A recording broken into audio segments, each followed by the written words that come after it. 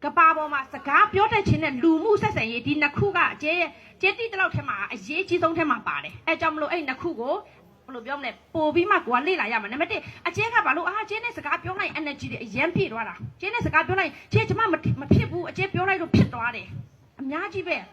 ဟုတ်တယ်မလားသူဖြစ်သွားအောင်ကိုကတို့တော့ပင့်တင်တာလည်းမဟုတ်ဘူးရက်ခတ်ပေးနေတာလည်းမဟုတ်ဘူးနားလေလားဒါကြောင့်ကိုယ့်ရဲ့ agent တွေကိုလည်းစကားပြောတာပြကိုယ့်ရဲ့အားတာချက်ပါလဲငါကလူမှုဆက်ဆံရေးကောင်းတာလားစကားပြောကောင်းတာလားဈေးရောင်းတတ်တာလားငါကဘာတော်နေလဲကိုအရင်မေးပါငါဘာတော်နေရတိရင်ငါတို့ဘာပေးလို့ရပြီလဲအခုတော်များများကမတိဘူးအားလုံးကလိုက်လို့တဲ့ပုံတေစာအုပ်ဟောင်းဖြစ်နေတာစာကျက်နေတာအတန်းတော့မှန်တယ်စာကလွဲပြီးဘာမှမတိဘူးဖြစ်နေတာမရဘူးကိုတွေကကလေးမဟုတ်တော့ဘူးလောကကြီးကိုထွက်လာပြီးပညာစာအုပ်ထဲကဟာထက်ကိုကပို့ပြီးတိနေရမယ်မဟုတ်ရင်ကြံခဲ့မှာအမြဲတမ်းနေလို့ကိုဘယ်လိုပြောမလဲရှင်းရှင်းလေးနဲ့ပျော်ပျော်လေးဗတ်နေမှာလို့မျိုးငိုအောင်ကျဲတိတ်မလုပ်ချင်ဘူးကျဲအရန်ပျော်အောင်လုပ်ချင်တာပုံပင်ပြောပြတော့မှကျဲပုံပင်နှစ်ခုကနေလို့ပူထွက်အောင်ကြည်ရမယ်ပုံပင်နှစ်ခုရောဒါကတော့ဒီနေ့ဘာမှတော့မသက်ဆိုင်ဘူးတီးတဲ့ဟာတာအနေနဲ့ပြောပြဘာလို့လဲဆိုကျဲကအမြဲတမ်းအားလုံးပြုံးပြုံးရှင်ရှင်ပြီးမှပျော်ပြီးပြန်သွားတာကိုကြိုက်တာနော်ပုံပင်လေးစစချင်းတစ်ခုပြန်ပြောပြမယ်ဆိုတာကသူကကလေးတယောက်ကကျောင်းမှာမုံခိုးစားနေတာပေါ့နော်မုံခိုးစားတော့ဘာပြောလဲဆိုဆရာမကတူတူရတဲ့နေကုန်ကြီးလို့နိုင်စားနေတာကိုကလေးဆရာမဟဲ့နေတယောက်တည်းမခိုးစားနဲ့ကျွေးရင်တခန်းလုံးကိုကျွေးလို့သူကပြောတော့သူကလည်းမကျွေးဘူးလုံးဝမကျွေးနိုင်ဘူးပြီးတော့ငိုတာအားရဘာရငိုတာမကျွေးဘူးပေါ့အဲ့နဲ့ဆရာမမိဘကိုခေါ်ရောနေ့ကလေးအရန်ကက်စီကုတ်တယ်နော်ဒါပြုတ်ပြင်ရမယ်အချက်ပေါ့သူကမုတ်စားတာကိုလုံးဝမကျွေးဘူးပေါ့နော်တခြားလူကိုအဲ့ဒါအားလုံးသူကအဲ့ချိန်တိုင်းကလေးကဘာပြောလဲလို့ထင်တယ်သမီးလုံးဝမကျွေးနိုင်ဘူးတဲ့သမီးရတဲ့ကိုနှစ်ချီဖက်ကိုစားနေတာပါတဲ့တန်းလုံးကျွေးဖို့တကယ်မလောက်လို့ပါတဲ့ကြည့်ပါကိုယ့်ရဲ့နေရာမှာမကြည့်နဲ့ဟုတ်တယ်မသူ့နေရာမှာတော့မုံခိုးစားနေရလေတူလဲတူခက်ခဲနဲ့တူလေဟုတ်တယ်ဘာလို့ခိုးစားလဲဆိုကျမလည်းနှိပ်ပြီးမှဖယ်နာပြရမယ်မတီးလို့စားလိုက်တာပေါ့နော်အဲ့တော့ agent ယူရင်လဲကိုနေရာမှာကိုပဲမကြည့်ပါနဲ့သူ့နေရာကိုလည်းကြည့်ပေးပါပေါ့နော်သူကဘာအခက်ခဲဖြစ်နေအောင်ပဲကြည့်ပေးပါကိုရဲ့အားတာချက်တွေပဲမကြည့်ပါနဲ့ပေါ့နော်ဘာဖြစ်တယ်ဟော16နှစ်ပြည့်ကြပြီလားဟဲ့ပြီ16နှစ်ပါအတွင်းလေးအမြင်လေးအားလုံးမြင်ဘူးကြပြီလားဟဲ့တိတက်တိနေတဲ့အရွယ်လေးလားဟဲ့ကောင်လေးတယောက်ကလမ်းလျှောက်ပြီးနဲ့တော့လိတ်ကလေးတစ်ကောင်တွေ့တော့ဝယ်တော့လိတ်ကလေးဝယ်ပြီးမှတော့ပြီးတော့ကျန်ရည်တစ်ခွက်ကဝယ်ထားတော့သူကဒီလိတ်ကလေးပမာထားရမှန်းမတီးတော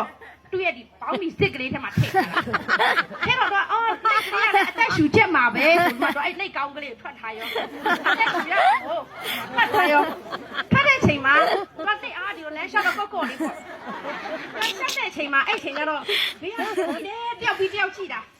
သူကလည်းခက်တီပဲနောက်ကျတော့ကောင်မလေးတယောက်ကတလဲလုံးလိုက်ကြည့်တာကြည့်တော့ဘာလဲရမ်းစိတ်ဆိုတော့ဘာနဲ့မတွေ့ဘူးလားပေါ့အဲ့ဒီကောင်မလေးကဘာပြောလဲဆိုတွေ့တော့တွေ့ဘူးတယ်မျက်စိပါတာတော့မတွေ့ဘူး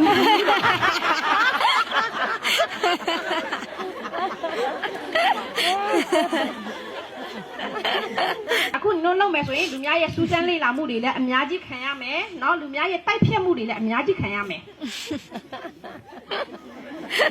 နောက်မှမစင်လေးလားဟဲ့ပုံတော့ပြီရောကျွေးနိုင်မှစားပါမကျွေးနိုင်မစားပါနဲ့ကိုယ့်ရဲ့ agent တွေကိုလည်းကိုအများကြီးပေးနိုင်မှပေးပါပေးနိုင်ဖို့ပါလဲကို့မှာရှိနေမှရမယ်ဟုတ်တယ်မလားနဲ့ချစ်ဖက်လို့တိတ်တိတ်လေးပဲရှိမကျွေးနိုင်ဘူးမဟုတ်အများကြီးရှိအောင်ကြိုးစားပါ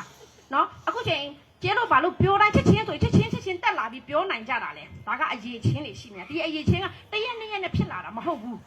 ကျဲလို့လည်းပညာလေးတင်နေရတယ်ကျဲလို့ထက်တော်တဲ့လူတွေနဲ့စကားပြောရတယ်သူတို့ရဲ့ပြောတဲ့ထဲမှာကျဲလို့ကပညာလေးပြန်ယူရတယ်အဲကြောင့်မလို့လူများကိုပေးချင်ရင်ကိုကရှိနေရမယ်ဟုတ်တယ်မလားဒီကိုဗစ်မှာဆိုကျဲလို့ဘလောက်ကန်ကောင်းသွားလဲဆိုအားလုံးခက်ခဲချိန်မှာအများကြီးကိုကျဲလို့ကူညီနိုင်လူထောင်ပေါင်းမကတိန်းချီရဲ့အနောက်ကမိသားစုတွေထိကျဲလို့ကူညီနိုင်ခဲ့ကြတယ်အားလုံးအလုပ်မရှိတဲ့အချိန်မှာအလုပ်တွေရတယ်ဝင်ငွေမရှိတဲ့အချိန်မှာဝင်ငွေလေးပေးနိုင်တယ်ပြီးအခက်ခဲလူနေရာတိုင်းကိုကျဲလို့အများကြီးလူတဲနိုင်ခဲ့တယ်အဲ့ဒါကကျဲလို့အလုပ်လုပ်နေရအားတာချက်ပဲပြီးကိုယ့်ရဲ့အားတာချက်ကိုအရင်ဆုံးရှာရမယ်နော်ကိုယ့်ရဲ့ကိုကဘာအားတာချက်တိလဲဆိုကိုတိပါပြီးရင်ကိုယ့်ရဲ့ agent လေးနဲ့တဲ့အောင်ပေါင်းပါဘာလို့ agent တွေကအချင်းရဟိုထင်းပြောင်းချင်ဒီပြဿနာဖြစ်တာလဲကိုမချစ်သေးလို့အခုချိန်นี้လို့အားလုံးရှိမှစုနင်းခံရဲ့မကောင်းကြောင်းပြောရင်တို့လက်ခံမလားအရင်အချင်းရုပ်တာအဲ့တယောက်ဟုတ်တယ်မဟုတ်ဘူးလားအရင်ကစီယာကုတ်အချင်းကရုပ်လက်ခံလားလက်မခံဘူးဘာလို့လဲမဟုတ်လို့အဲ့ ဒါကအကျဲလို့ပြောစရာမလိုဘူးလူများလာကန်ခွေလေးတယ်သူကောင်းနေတာကိုကောင်းတာကိုပြောပြစရာမလိုဘူးလူများပြောလိုက်မယ်နားလေလားကိုချစ်ပြီးအခုကဘာဖြစ်လဲသူတင်းခိုင်ကိုချစ်လို့ဖယ်ရီကိုချစ်လို့ထိုင်နေကြတာထို့အတူပဲကိုထင်းကအေဂျင့်နေလဲကိုချစ်လို့ထိုင်နေရမယ်နားလေလားကိုချစ်လို့ဒီပယ်ဒီကိုတွဲနေရမှာဖြစ်ရမှာအခုကပယ်ဒီလောက်တယ်ဆိုပါလေအေးငါလဲဖုန်းဖိုးလေးရှာချင်လို့လောက်တာလေဟုတ်တယ်မဟုတ်ဖုန်းပေလေးရပေါ့ဟုတ်တယ်မဟုတ်လားစီဖိုးရဆိုင်ငယ်ဖိုးရပေါ့ဒီလိုပဲစဉ်းစားရင်ဒီဟာပဲရမှာငါပယ်ဒီလောက်တယ်ဆိုအိမ်ဝယ်နိုင်ဖို့တက်ကက်ချရမယ်နားလေလားငါကားဝယ်နိုင်ဖို့ဘလို့တက်ကက်ချရမယ်လဲဆိုကဲအခုကားဝယ်မယ်ခွာတော့ဈေးတက်သွားပြီဆိုတော့300လောက်နဲ့စတွေ့ရမယ်300ဆိုရင်ငါတစ်နှစ်အတွင်းဝယ်မှာလား2နှစ်အတွင်းဝယ်ရမှာလားနားလေလား2နှစ်အတွင်းဆိုရင်24လငါတစ်လဘလောက်ရှာရမလဲဆိုတာတက်ကက်တိတိလေးတွေချတစ်လမှာဘလောက်ရှာ330ရှာရမယ်ဆိုအဲ့330ကတရက်ကိုဘလောက်ရှာရမလဲငါ3ထိရှိအောင်ရှာရမယ်3မပြည့်မချင်းငါဒီနေ့အလုပ်မပြီးဘူးလို့တက်မဲ့ရမယ်ဟုတ်ပြီနော်အဲ့ဒါကကိုချရမယ်နံပါတ်1ကအရင်လို့တယ်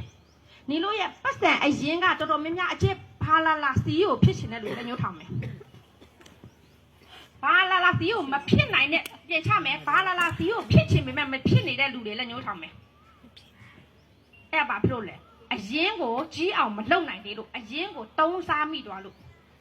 နားလေလားစီကိုတယောက်မှာ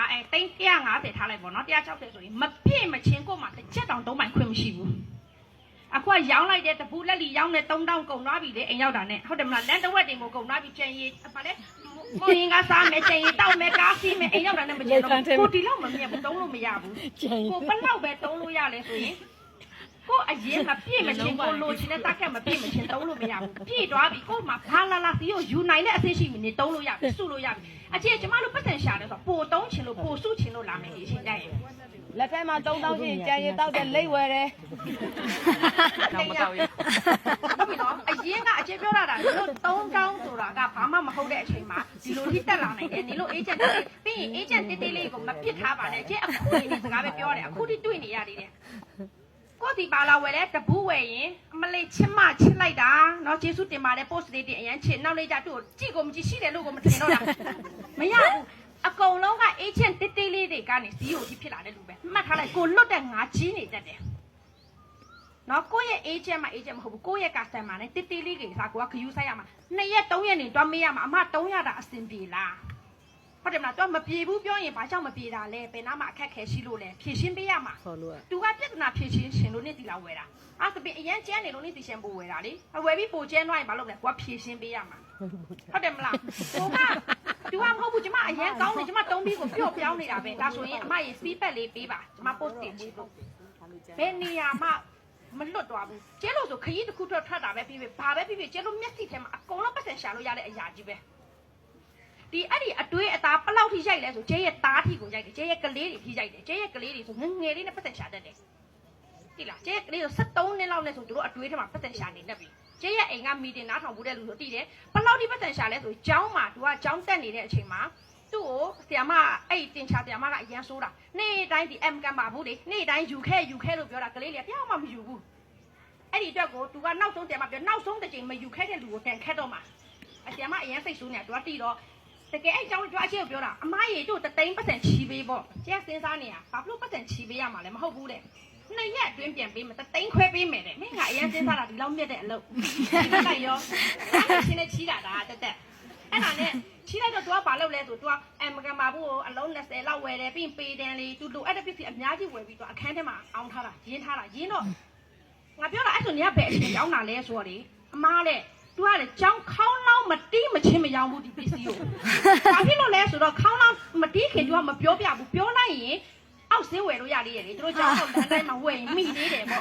့လုံးဝမပြောဘူးကြောင်းတောင်းနောက်ထပ်ပြီးဆိုနှစ်ချိန်ပြည့်ပြီဆရာမဝင်လာတော့မဲ့ချိန်မှာသူကပြောဟဲ့နေပါလားဆိုတယောက်မှမပါဘူးအဲ့ချိန်ကပါလေအကုန်လုံးသူတယောက်1000နဲ့ရောင်းထားပြီးတာသူဝယ်တာ1000က1000ဆိုဘာရက်ခင်ရတော့မှလေဝယ်တာအကုန်လုံးဝယ်တာဒါကကြည့်လိုက်သူ့เจ้าမှာသူ့ရဲ့အုံနောက်ထဲမှာအကုန်လုံးဘလို့ပတ်စံရှာမယ်ဘာလို့ကျလို့မိဘကိုယ်တိုင်ကပတ်စံပဲရှာတတ်တာအဲ့ဒါပတ်စံပဲရှာဆရာဝန်ရဲ့သားသမီးတွေဆိုရင်ဆရာဝန်တွေပုံများကြတယ်ဒီလားအမေအကင်တာတွေ့သူကစိတ်ဝင်စားသွားတာဈေးတယ်သားသမီးဆိုဈေးတယ်ဖြစ်တာများတယ် ပညာတက်ဆိုရင်ပညာတက်ပြီကျဲလို့ကပညာအဲ့လောက်ကြီးမတက်ဘူးအဲ့ကျတော့ကျဲလို့ကလေးတွေကလည်းပညာရေးအရင်အားနေတာကျဲလို့ဆိုရင်ဘာဖြစ်လဲ10တန်းအခုဆိုကျဲသမီး10တန်းဖြေထားတာသူကဘာပြောလဲဆိုဒီဘယ်နှလုံးပေါ့နော်ရမယ်ပါအကျဲစိတ်ထဲမှာရိုးရိုးအောင်ကိုအရန်